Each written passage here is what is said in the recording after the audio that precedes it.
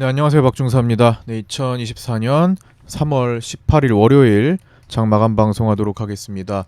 현재 시간 저녁 8시 30분 지나고 있고요. 나스닥은 1% 정도 강한 반등 나오고 있고 우리 야간 선물도 0.25포인트 상승해서 363.20으로 거래되고 있습니다. 자, 오늘 라이브 방송에서 제가 잠깐 말씀을 드렸는데 제가 지금 정형외과 약 좀 독한 약을 먹고 있어서 굉장히 몽롱하다 말씀을 드렸잖아요. 그래서 장 마치고 잠깐 쉬다 보니까 조금 늦어졌습니다. 그래서 늦어진 만큼 오늘 좀 요약적으로 최대한 짧게 간결하게 녹화를 마치고 자세한 거는 이제 내일 라이브 방송이나 그 다음에 일정에 마감 영상이 좀 포함해서 올려드리는 걸로 하고요. 오늘은 최대한 짧게 요약해서 가도록 하겠습니다.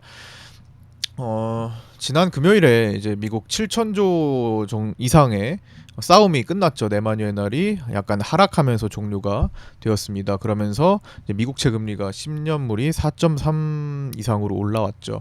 환율도 그렇고 전반적으로 나스닥은 조정 가능성에 대한 시그널을 서서히 주고는 있는데 상당히 견고해요. 지금만 봐도 벌써 음봉 3개를 지금 덮어내려고 하고 있죠. 지금 나스닥의 차트, 선물 차트를 보면 음봉 3개를 거의 다 덮어냈습니다. 굉장히 강하게 1%가 지금 넘었네요. 상승이 굉장히 강한 반등이 지금 나오고 있고요. 추세는 이어지고 있습니다. 아무런 문제가 지금 없는 상태가 됐어요.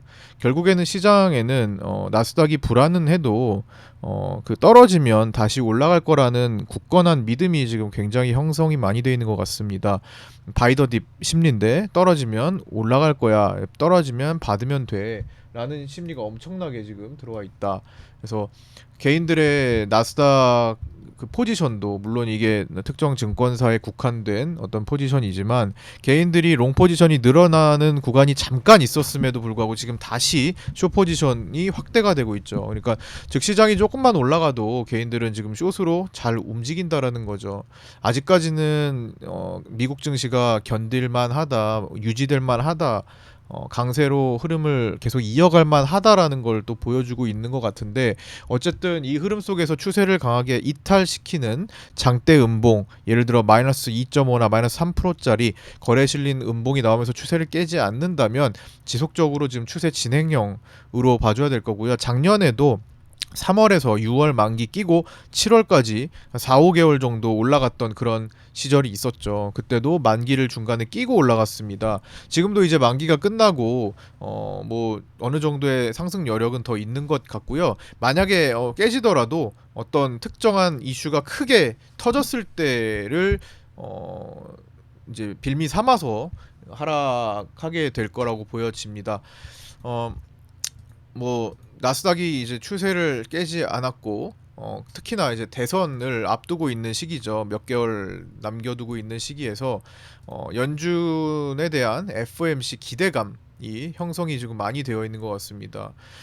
제가 여기다 채권 발행 계획 변경 등 시장 부양 기대감이 존재한다라고 써놨는데 그냥 간단히만 말씀을 드리면 시중은행들이 영래포의 자금을 기존에 예치하고 있던 거 제가 차트를 이렇게 이게 지금 영래포 잔고잖아요. 한 600조 정도 남아서 이제 한 올 상반기가 끝나면 이게 거의 고갈이 될 거라는 전망이 지금 우세합니다. 이게 다 내려오면은 시장에 굉장한 변동성 우려가 생기는 겁니다.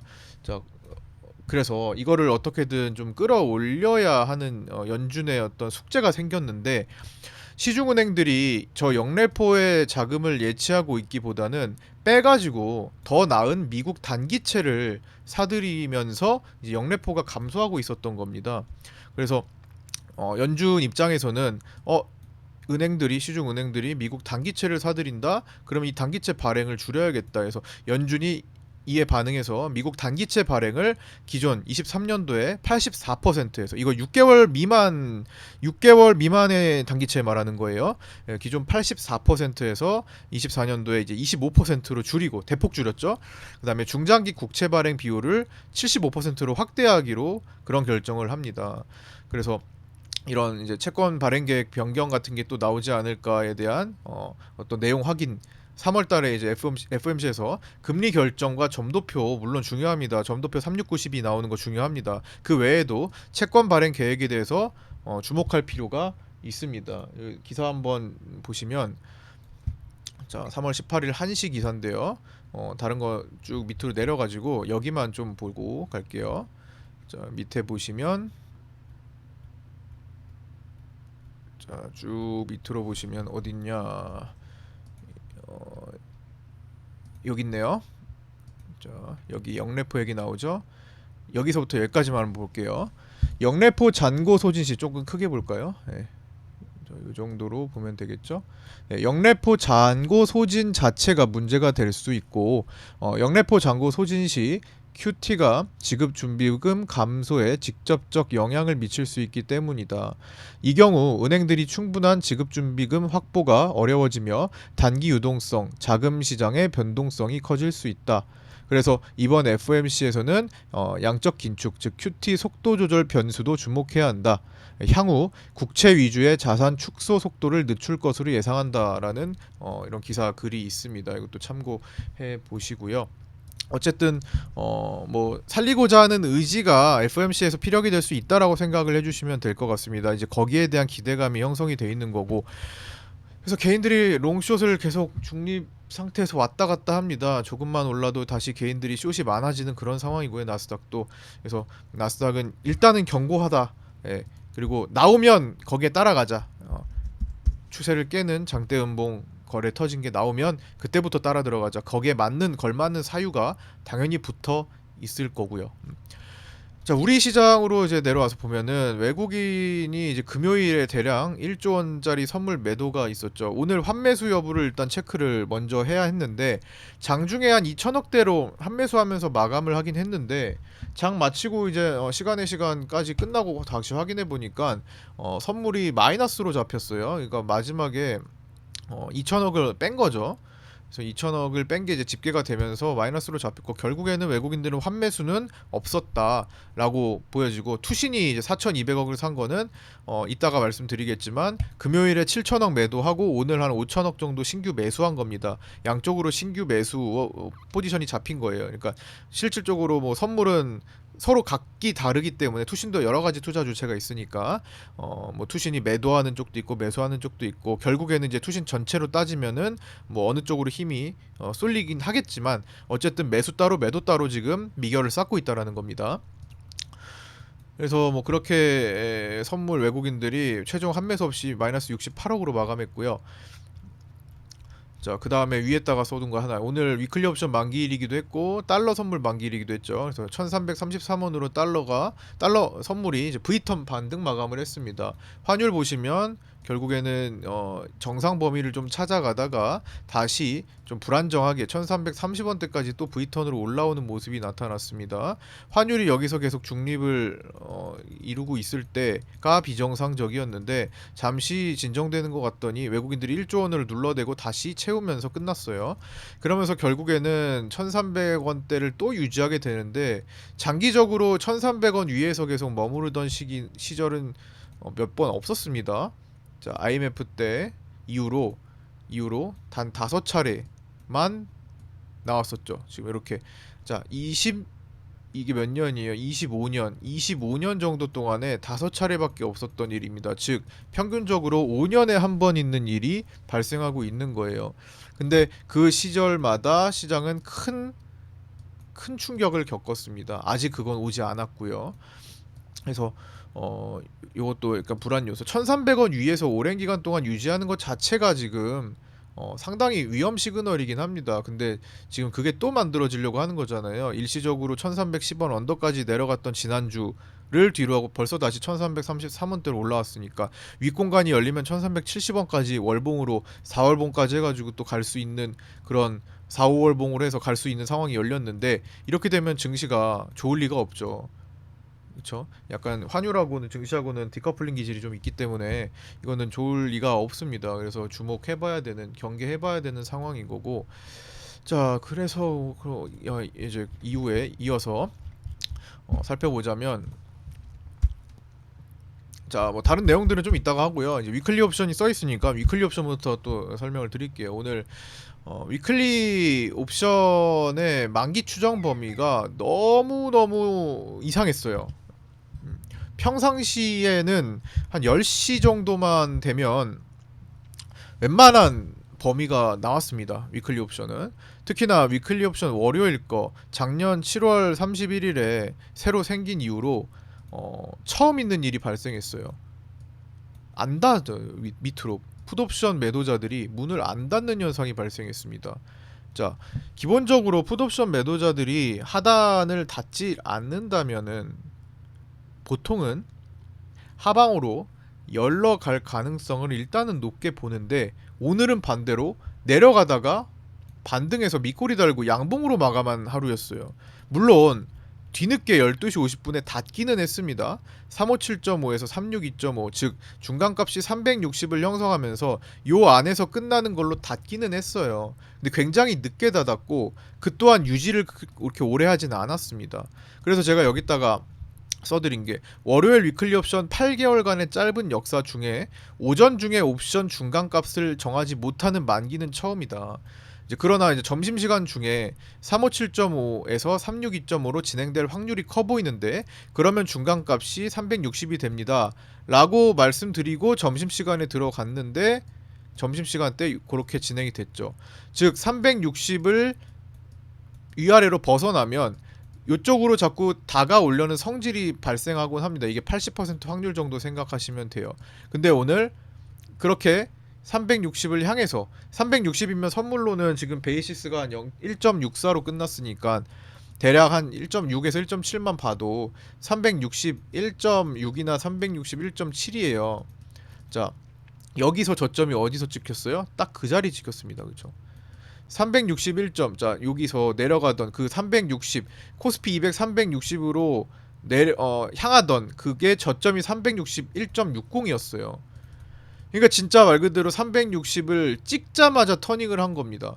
굉장히 난이도가 그래서 어려웠다고 생각해요. 마지막에는 그래서 여기서 접근한 경우 손절하기가 솔직히 좀 쉬웠다고 봅니다. 왜? 여기서 쇼 포지션으로 다시 누르는 게 수급적으로는 더 합리적이었던 것 같습니다. 물론 위클리 옵션 포지션에서 개인들이 계약수로는 옵션, 콜옵션, 풋옵션 양매수를 기록하고 있었지만, 오늘 유난히 풋옵션의 금액을 많이 들어가서 그거를 다 잃어버리고 있는 개인들이 잡혔어요. 한 16억 정도. 그래서 그것 때문이라고도 볼 수 있고, 그런데 이제 일반적으로 위클리 옵션 만기일 당일에는 금액은 대체적으로 다 녹아서 죽기 때문에 보통은 이제 계약수 위주로만 따지는데, 오늘은 이례적으로 이 금액이 조금 시장에서 영향을 좀 미치는 그런 모습이 나타났던 것 같습니다. 그래서 반등으로 양봉 마감을 해서 아마 여기서 숏을 접근하시는 경우 일반적으로 수급적으로 생각할 수 있었던 거는 조금 깨졌을 거라고 봅니다. 다만 오늘 아침에는 제시해드렸던 저항을 볼 수 있는 자리에서 빠르게 급락이 나왔었죠. 362.6. 제가 오늘 아침에는 이제 362.3까지 저항을 말씀을 드렸는데 1차 저항이 거기서 0.3포인트 오버해서 떨어졌습니다. 그 다음에 조금 이제 완벽한 지지를 가지 않고 좀 덜 와서, 즉 여기 360 라운드 피겨 자리까지 왔는데 359.80이죠.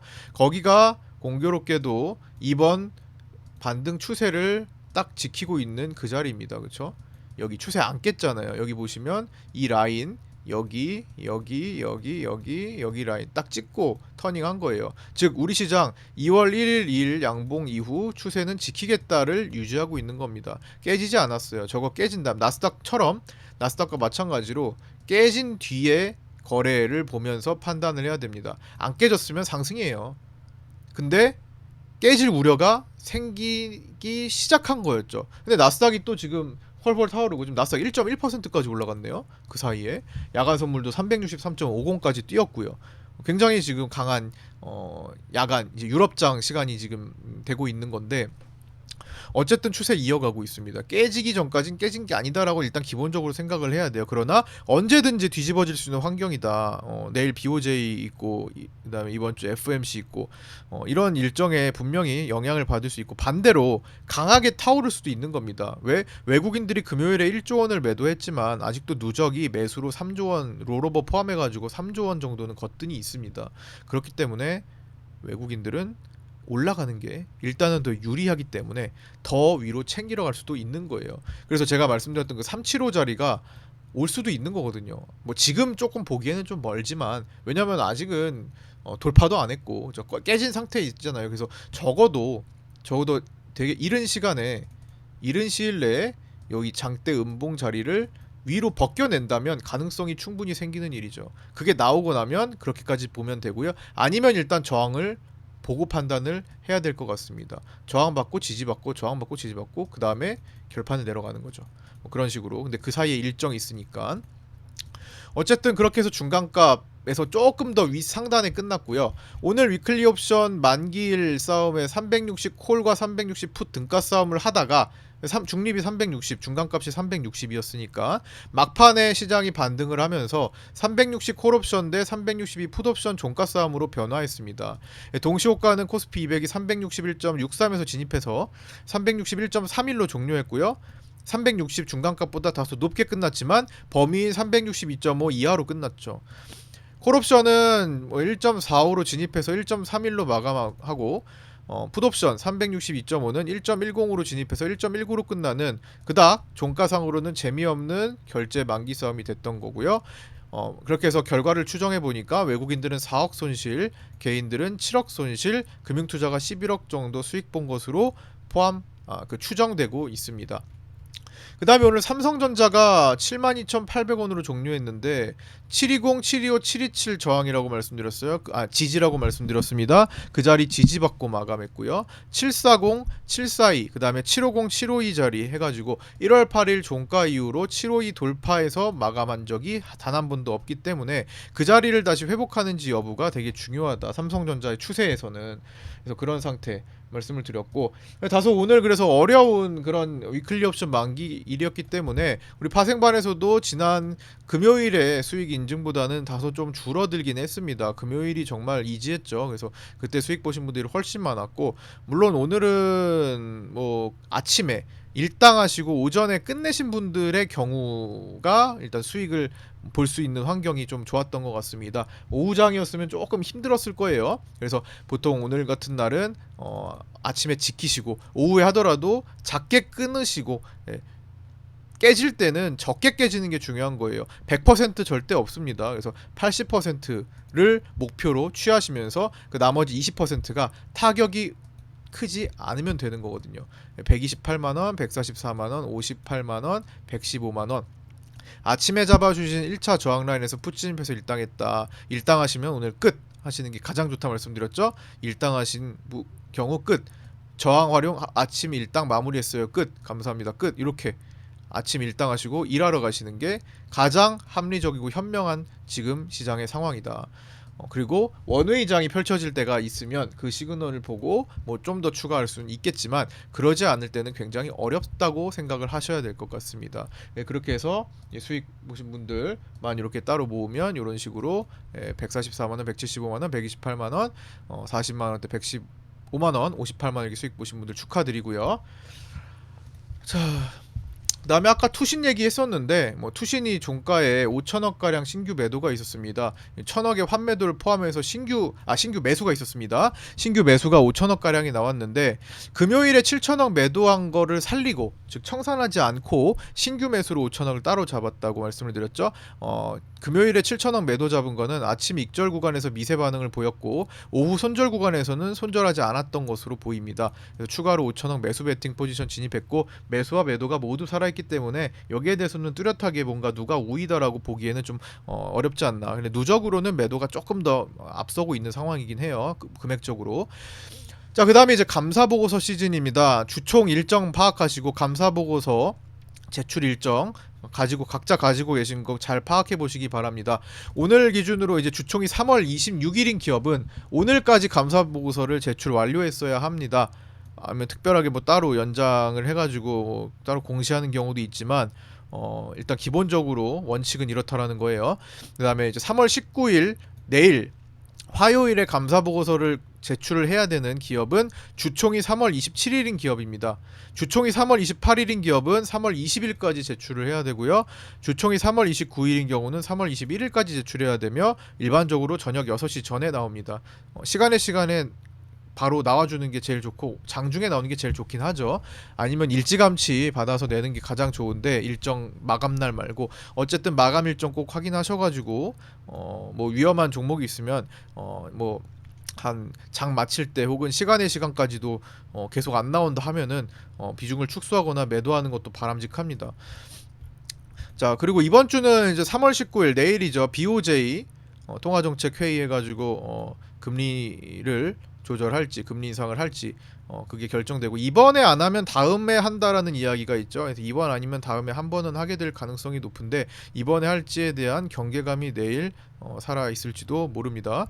그다음에 20일 우리 시간으로 이제 21일 새벽 시간에 FMC 결과가 나오고요. 거기에 주목하면서 변동성을 이제 키울 한 주가 될 수 있기 때문에 이번 주 좀 유의하셔야 될 것 같습니다. 특히나 미국 증시가 3분봉 이후에 오늘은 살리고 있어도 경계 라인에서 움직이고 있기 때문에 변곡이죠. 이 변곡을 어떻게 하느냐? 우리도 마찬가지 추세를 오늘 겨우 지킨 거라고 보여지고 이 경계 라인에서 어떻게 이 변곡 구간에서 어떻게 방향을 잡는지 중요한 기로에 놓여 있는 상태입니다. 그래서 이번 주 변동성에 유의하시면서 잘 풀어가시기 바랍니다. 구독자 단톡방 따로 운영하고 있습니다. 신규 구독하신 분들 단톡방 신청하셔서 입장하시기 바랍니다. 유튜브 댓글에 있는 오픈톡 주소로 문의 주시면 되고요. 자, 오늘 여기까지 마치도록 하겠습니다. 감사합니다. 고생하셨습니다. 내일 아침 8시 20분에 유튜브 라이브 방송에서 뵙도록 하겠습니다. 감사합니다.